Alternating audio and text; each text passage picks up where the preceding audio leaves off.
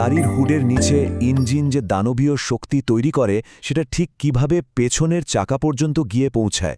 আমরা প্রায় প্রতিদিনই গাড়ি ব্যবহার করছি, কিন্তু ভেতরে ভেতরে শক্তির যে অসাধারণ এক প্রবাহ নিরন্তর কাজ করে যাচ্ছে, সেটা কি কখনো গভীরভাবে ভেবে দেখেছি? আজকের এই আয়োজনে আমরা সেই জটিল কিন্তু দারুণ রোমাঞ্চকর মেকানিক্যাল জার্নিটাকেই একদম সহজ ভাষায় ডিকোড করতে যাচ্ছি। চলুন শুরু করা যাক। ব্যাপারটা ভাবলে সত্যি অবাক লাগে, তাই না? একটা নির্দিষ্ট জায়গায় আবদ্ধ অবস্থায় যখন জ্বালানি পোড়ানো হয়, সেখানে কিন্তু আক্ষরিক অর্থেই প্রচণ্ড এক বিস্ফোরণ ঘটে। সেই স্থির ভয়ঙ্কর মাত্রার ফায়ারিং বা শক্তিকে কিভাবে এতটা মসৃণ আর পুরোপুরি নিয়ন্ত্রিত একটা গতিতে রূপান্তর করা হয়, এটা ইঞ্জিনিয়ারিংয়ের অন্যতম চমকপ্রদ একটা সমাধান। তো এই পুরো জার্নিটাকে আমরা খুব সুন্দরভাবে কয়েকটি ধাপে ভাগ করে নেব।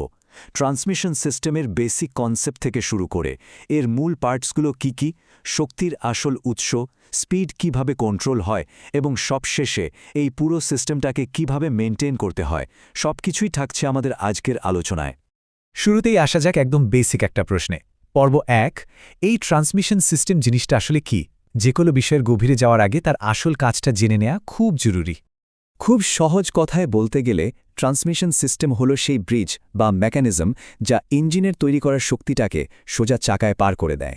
একটু ভাবুন তো, এই সিস্টেমটা না থাকলে কি হতো? ইঞ্জিন শুধু গড়জাত, প্রচণ্ড তাপ তৈরি হতো, কিন্তু গাড়ি ১ ইঞ্চিও সামনে এগোতো না। অর্থাৎ শক্তিকে গন্তব্যে পৌঁছে দেওয়ার একমাত্র লাইফলাইন হলো এই ট্রান্সমিশন। এই পুরো এনার্জি ফ্লোটার দিকে একবার চোখ বুলিয়ে নিলে ব্যাপারটা একদম জলের মতো পরিষ্কার হয়ে যাবে। ইঞ্জিন থেকে শুরু হয়ে শক্তিটা কিভাবে ধাপে ধাপে ক্লাচ, ট্রান্সমিশন বা গিয়ারবক্স, ড্রাইভ শ্যাফট হয়ে একেবারে পেছনের চাকায় পৌঁছাচ্ছে, সেটা অনেকটা রিলে রেসের মতো কাজ করে। একজন পার্টস তার ব্যাটনটা যেন পরের জনকে পাস করে দিচ্ছে। এই রিলে রেসের আসল খেলোয়াড় কারা? পর্ব ২-এ আমরা শক্তির এই প্রবাহের সাথে জড়িত অত্যন্ত গুরুত্বপূর্ণ কিছু পার্টসের ক্যাটালগ সম্পর্কে জানব।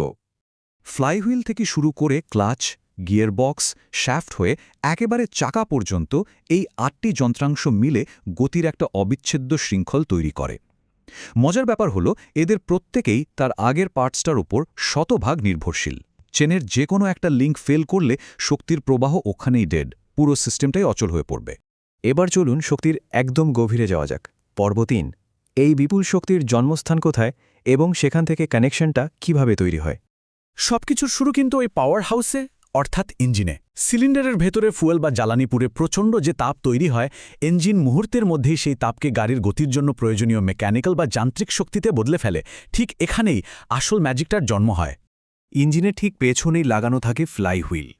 এর কাজটা দারুণ।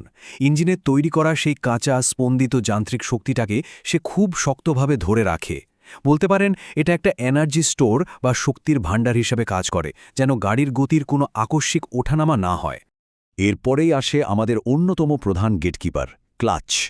ইঞ্জিন আর গাড়ির বাকি অংশের মাঝখানে সে একজন পাহারাদারের মতো কাজ করে।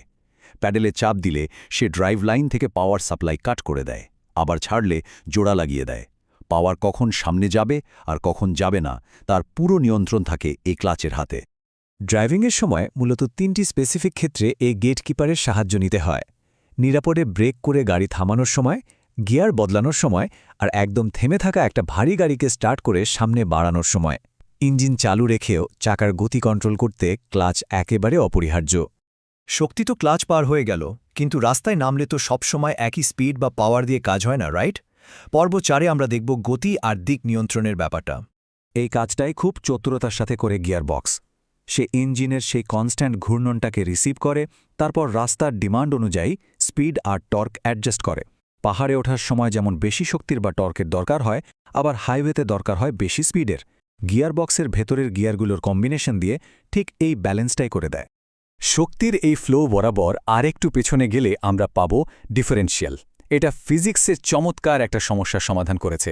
খেয়াল করবেন, মোড় ঘোরার সময় বাইরের চাকাকে কিন্তু ভেতরের চাকার চেয়ে একটু বেশি রাস্তা ঘুরতে হয়। ডিফারেন্সিয়াল না থাকলে দুই চাকা একই স্পিডে ঘুরে গাড়ি স্কিড করত। এটা দুই চাকাকে আলাদা গতিতে ঘুরতে সাহায্য করে, যাতে কর্নারিংটা একদম স্মুথ হয়। এতক্ষণ তো দেখলাম শক্তি কিভাবে পরিবাহিত হয়, কিন্তু পর্ব ৫-এ আমাদের বুঝতে হবে শক্তির এই অত্যন্ত গুরুত্বপূর্ণ যাত্রাপথকে আমরা সুরক্ষিত রাখব কিভাবে। যে কোনো মেকানিক্যাল সিস্টেমের পার্টসগুলো পরিষ্কার রাখা আর লিকেজ বন্ধ করা খুব জরুরি। যেমন ধরুন, ফ্লাইহুইলের মাউন্টিং বোল্ট লুজ হলে টাইট দেওয়া, ক্লাচের কোনো পার্টস ক্ষয়ে গেলে বদলে ফেলা, আর কোম্পানির ম্যানুয়াল মেনে গিয়ার বক্সের অয়েল পাল্টানো। শুনতে খুব সাধারণ মনে হচ্ছে, কিন্তু এই সামান্য অয়েল চেঞ্জ বা একটা বোল্ট টাইট করায় আপনার লাখ টাকার ইঞ্জিনকে অকাল মৃত্যুর হাত থেকে বাঁচিয়ে দিতে পারে। ঠিক একইভাবে সার্ভিসিংয়ের পর ইউনিভার্সাল জয়েন্টগুলোতে ঠিকমতো গ্রিজ দেওয়া হচ্ছে কিনা, কিংবা অ্যাক্সেলের স্প্লাইন ড্যামেজ হলে তা পাল্টানো হচ্ছে কিনা, এগুলো খেয়াল রাখতে হয়। এগুলো না করলে পুরো পাওয়ার চেনটাই যে কোনো সময় ধসে পড়তে পারে। আর ডিফারেন্সিয়ালের অয়েল ঠিক সময় না পাল্টালে ভেতরের গিয়ারগুলো ঘর্ষণে একেবারে শেষ হয়ে যাবে। পুরো আলোচনা শেষে বিষয়টা কিন্তু সত্যিই ভাবার মতো। সামান্য একটু গ্রিজ বা সময়মতো অয়েল চেঞ্জ করার মতো বেসিক কাজগুলো অবহেলা করে হাইওয়েতে হঠাৎ ব্রেকডাউন বা দুর্ঘটনার এত বড় রিস্ক আমরা কেন নেব? একটুখানি সচেতনতা আর সাধারণ রক্ষণাবেক্ষণই পারে শক্তির এই অসাধারণ মেকানিক্যাল যাত্রাকে সম্পূর্ণ নিরাপদ রাখতে। আজ তাহলে এ পর্যন্তই।